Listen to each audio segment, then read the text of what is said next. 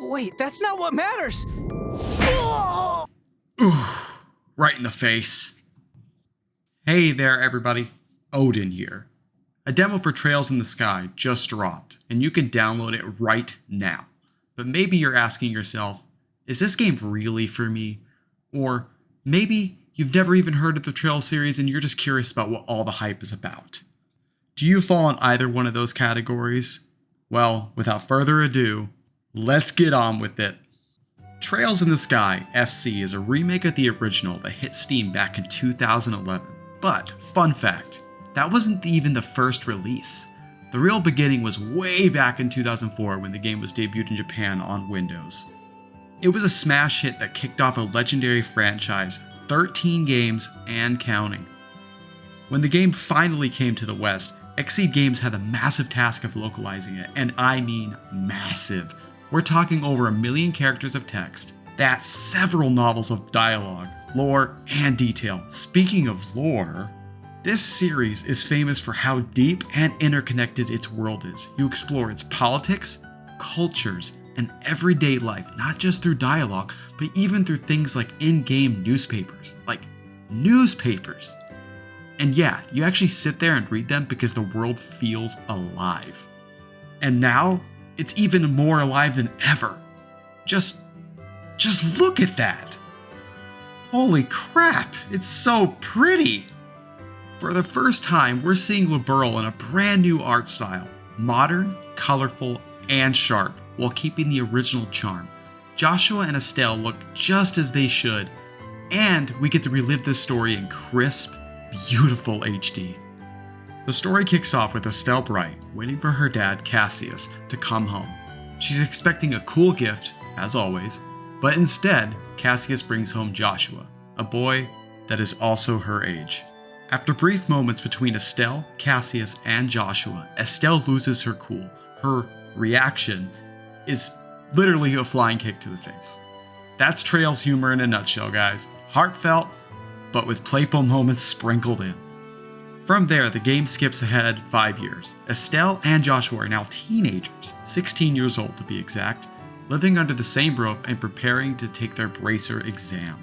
Speaking of bracers, let's break that down. They're basically an independent guild of protectors who help civilians, mediate disputes, and take on dangerous jobs. Unlike soldiers, they aren't tied to politics or governments. Think of them as adventurers, mercenaries, and community heroes all rolled into one. Now back to their exam. The exam is overseen by Sherazard, a veteran bracer known as the Silver Streak. She sends them down into Roland's sewers on their very first task, and yes, JRPG fans, your sewer level tradition lives on. Once they succeed, Estelle and Joshua earn their bracer pins and officially become junior bracers.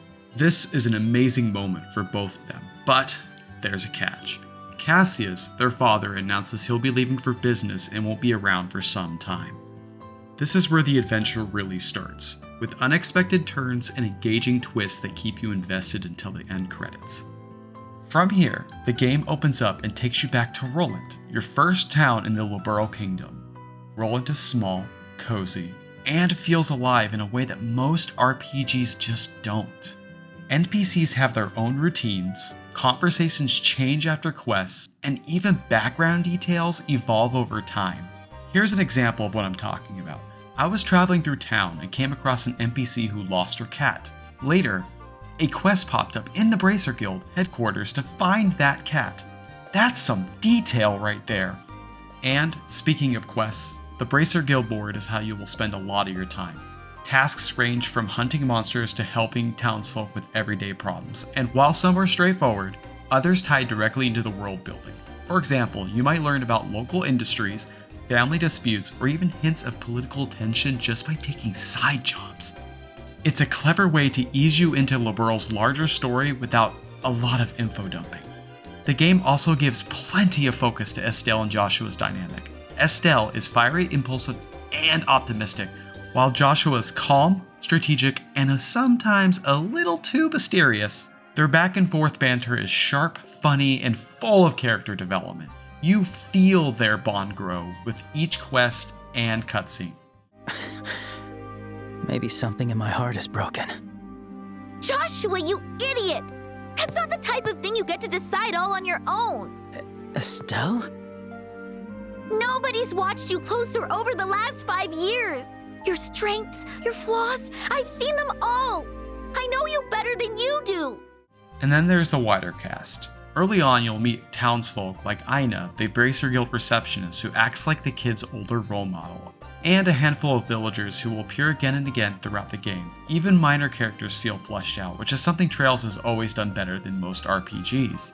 Another small detail I love, again, the newspapers. Yes, you can actually buy and read them. They provide in-world updates on politics, economics, and sometimes foreshadow events before they happen. It's little touches like this that make Liberl feel like a living, breathing place. And this is just Roland, the first town. The Trails series is famous for making each town, city, and nation feel unique. Even though the demo focuses mostly on Roland, you can totally tell you're stepping into a much larger world that connects the future games. And that's what makes the story here so special. It isn't just about Estelle and Joshua's journey. It's about a world that feels alive, and one that you'll keep returning to across multiple games. But when you got some awesome story, you also got some awesome battles to pair with it. When Falcom and Gung Ho first announced the remake, they highlighted it would feature 2 battle systems, Quick Battle and Command Battle.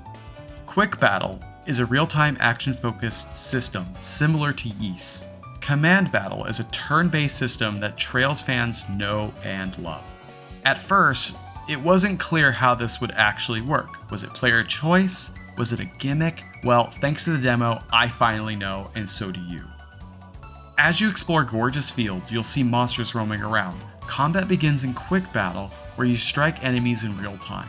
Once you stun them, the game can seamlessly shift into Command Battle, giving you a huge advantage. Command Battle feels fantastic. Actions like crafts, arts, or attacks are mapped to quick inputs, similar to the modern Persona games. As for crafts and arts, the animations are absolutely jaw-dropping. Even the simplest attacks look like high-tier Final Fantasy magic. And then there's S-Crafts, super special moves unique to each character. The demo gives us Joshua and Estelle's starting ones, and both are almost frame for frame faithful to the original game. That's attention to detail right there. Falcom nailed it. This isn't just good. This is an absolute banger. While outside of combat, you have the agency of customizing your characters. Character customization in TrailsInTheSky is very deep. You have full agency in how you want to construct your character's equipment and arts. To cast arts, individuals use something called an orbment device, a piece of technology that channels magical energy. Customizing a character's orbment device is what makes Trails have one of the most rewarding magic systems in RPG history. Here's how it works. You slot in a crystal-like gem called quartz, and the combination determines which arts your characters can use. Mix and match colors for effects, and suddenly Estelle could be your healer, or damage dealer, or hybrid. Joshua can lead into physical DPS or magical offense. It's entirely up to you. As you get more characters in your party, your composition will change, as well as the roles designated to each character. This system gives you real freedom in how you build your team, which keeps combat fresh and flexible. The difficulty balance feels spot on. On normal, which I played, it wasn't too easy or too punishing.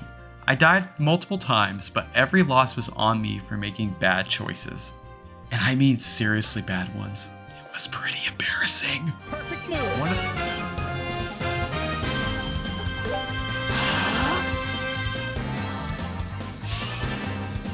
Fire! Let's go!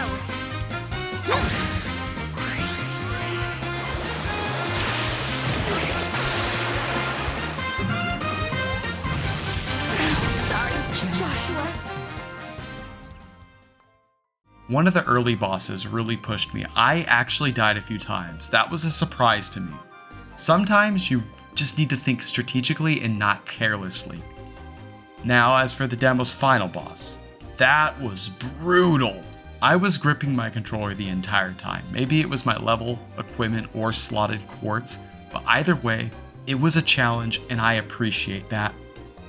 This is the kind of difficulty I love. Challenging, but fair. If the full game keeps this pacing, we're in for some seriously satisfying battles later on.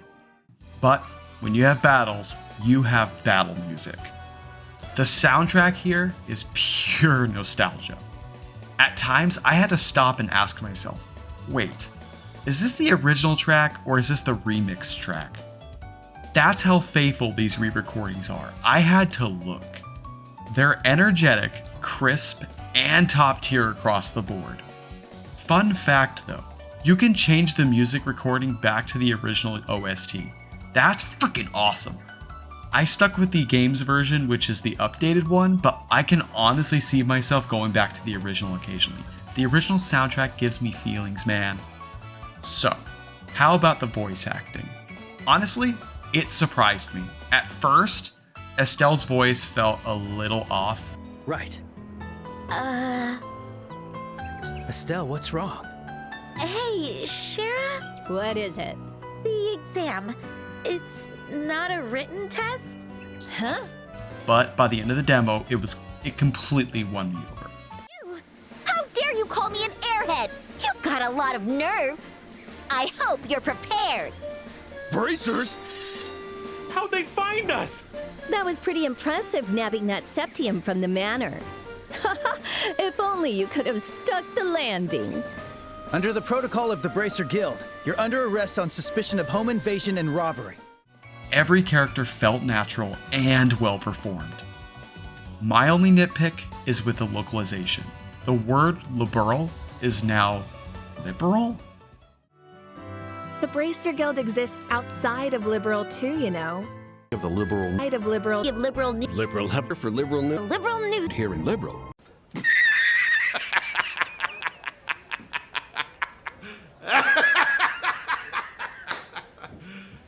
You serious? I can't imagine I'm the only one who noticed this. Well, apart from just the gems, who I noticed also called that out. Honestly, that's a very minor issue compared to how well everything else came together. This is a cohesive experience that feels very well thought out. Trails in the Sky FC is exactly how you remake a classic. The world, the story, the characters, the combat, the music.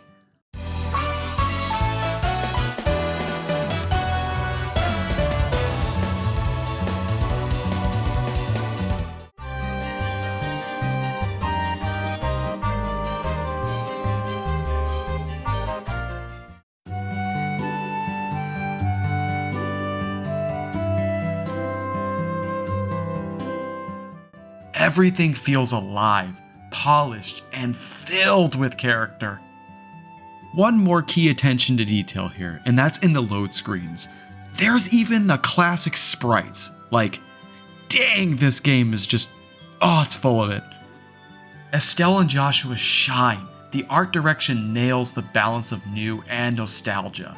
And the game just radiates passion from start to the finish of the demo. Mark your calendars, September 19th, 2025. That is when this remake hits PS4, PS5, Steam, and NintendoSwitch. If you love JRPGs with deep worlds, engaging characters, and rewarding combat, you need to check out this demo. It costs nothing but your time, and trust me, it's worth every second. So, are you a longtime Trails fan, or is this your very first step into liberal? Or liberal? Let me know down in the comments, please. Odin here. Have a Santetsuken day. Peace out.